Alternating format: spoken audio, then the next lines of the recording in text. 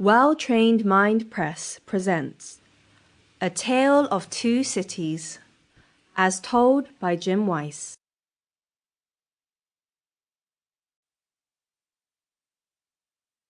A Tale of Two Cities. Preface.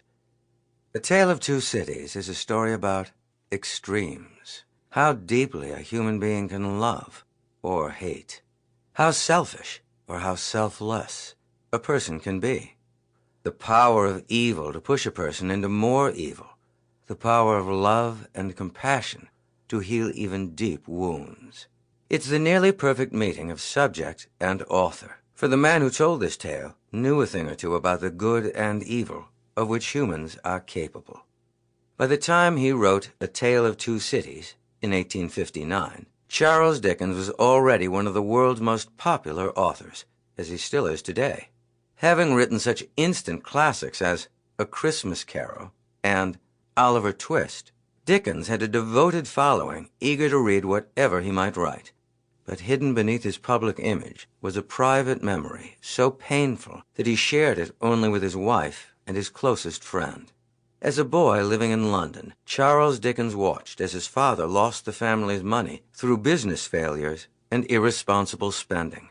Owing money everywhere, Mr. Dickens was thrown into what was called debtor's prison until the money could be repaid. Charles's parents sent the 11-year-old boy, alone of all their children, to labor among strangers in a dark, smoky factory. The incident left Charles Dickens with a lifelong sympathy for the poor and needy, a sharp anger against selfishness and greed, and a desire for a more just society. Fortunately, he expressed his opinions in some of the most entertaining books ever written. A Tale of Two Cities is Charles Dickens's thrilling story of Paris and London during the most dangerous days of the French Revolution, an uprising that began just after, and was partly inspired by, the American Revolution.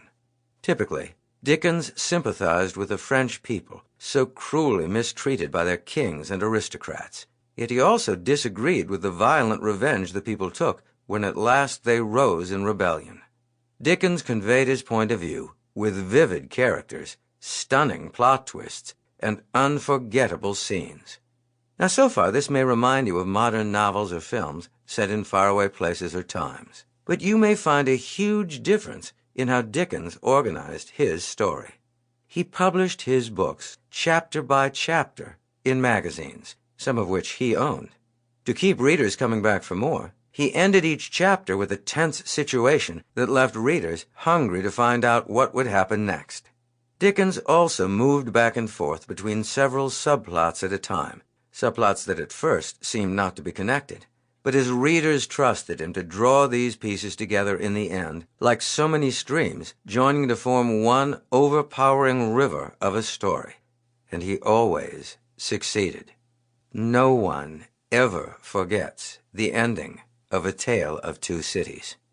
And if possible, the book's opening is even more famous. In it, Dickens set the stage for the extreme actions and emotions to follow.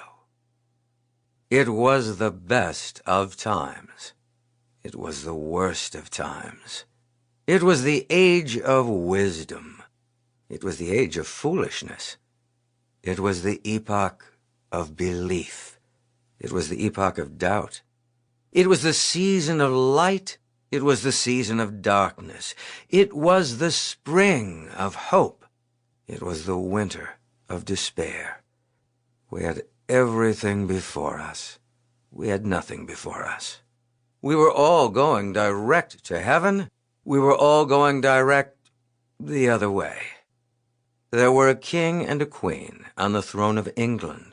There were a king and a queen on the throne of France. And it was clearer than crystal to them all that things were bound to go on as they were forever.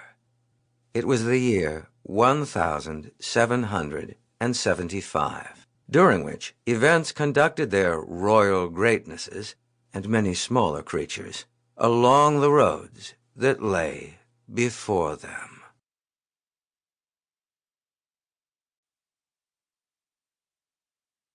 Chapter 1. Dark. Sample complete. Ready to continue?